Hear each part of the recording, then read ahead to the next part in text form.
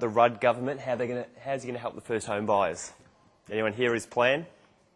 Okay, I'll let you in on his plan. It's basically to have like a super fund for people that are looking to buy their first home. It's not set in concrete yet because it's really fresh, but here's the basic outline. You're allowed to put away $5,000 a year, and you can't do this till you're 18, and the money must stay in there for 4 years. So if you're 18 now and you put away $5,000 a year, it's tax-free, so that's the benefit, and there's a few little things there. But do you think the market's going to move slightly more than that $20,000 in 4 years? So at the end of the day, is it really going to help us, especially the current buyers in the market now? And the answer is no. It's not a bad thing for the younger generation coming through because we're poor savers as a society. So it encourages them to do the right thing, which is great. But for us as current first home buyers, we just have to be aware that we have to take control ourselves, and it's not up to the government. So if you become educated, and whatever the rules happen to be at the time, that's what you're going to have to run with. So currently we've got the first home owners grant, which is $7,000, which is from the federal government. Most other states actually give you a stamp duty exemption. So if you're in New South Wales, for example, if you buy your house there and your stamp duty is $12,000, that is simply, you don't have to pay it. So they've got much better conditions in other states compared to Victoria. However, like I mentioned, that doesn't matter because these are conditions that we've been given and these are the conditions we have to deal with. Because if there are major changes, it actually causes more of a problem for first home buyers, which is what happened back in July 2000 when GST came in. They brought in the first homeowners grant to help out people.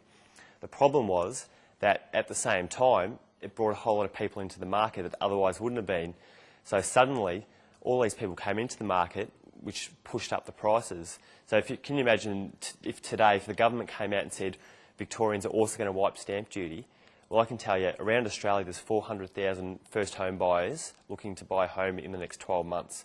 So just imagine in Melbourne alone, there's 15,000 people looking to buy a home, and they've suddenly got an extra, $15,000 effectively dollars to do it. There's going to be so many more people in the market, and it's going to push prices up even more. So it's actually the government's doing the right thing by not doing anything too drastic, because if they do, it'll cause us more problems. So it's just something to be aware of that. Like I said, you have to really take control of what you do and not rely on anyone else. I think there's just 3 or 4 or 5 tips that I've put together here today that I want to get across. And the first thing is, look, hey, I know that there's a lot of bad agents out there. I know that because I deal with them and work with them all day long. There's also some good agents out there too.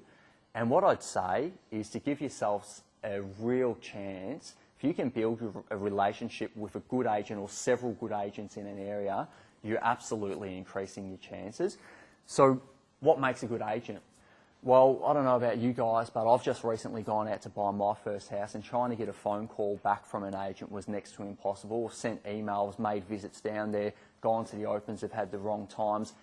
They probably weren't the best agents to be dealing with. But on the other hand, sometimes you get agents who you go through their open, like Chris comes through many opens, and you'll get a phone call back from them on a Monday or Tuesday to just say, hey, Chris, I've seen you come through the open on the weekend, just wanted to follow up to see what you thought of it.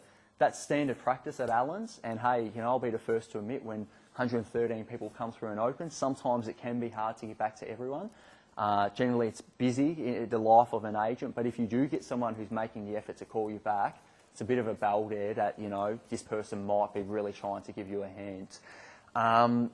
Chris developed a relationship with me.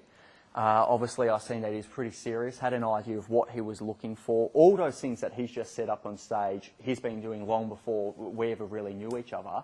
I knew what he wanted. I knew roughly what sort of budget he was working with and what area. And I just happened to go through a property where this gentleman didn't want us to put it in the paper. Believe it or not, not everybody out there wants to sell with these massive campaigns. He didn't want a whole heap of stuff, so I said, I think I know someone who might be interested. I said, can I just have 5 minutes to just go and give him a quick call? Called Chris and described the property, said, get me through as soon as you can.